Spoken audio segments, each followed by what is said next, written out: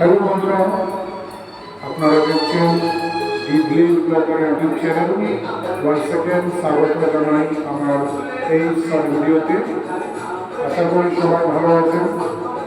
আমাকে আমার চ্যানেলটাকে যারা যদি নতুন দেখছেন তাদেরকে বলছি দয়া করে চ্যানেলটাকে সাবস্ক্রাইব করে নেবেন আর বেল আইকন অলে প্রেস করে দেবেন, কেননা যতটা নতুন ভিডিও আমি আপলোড করবো তখন আপনাদের কাছে পৌঁছে যাবে।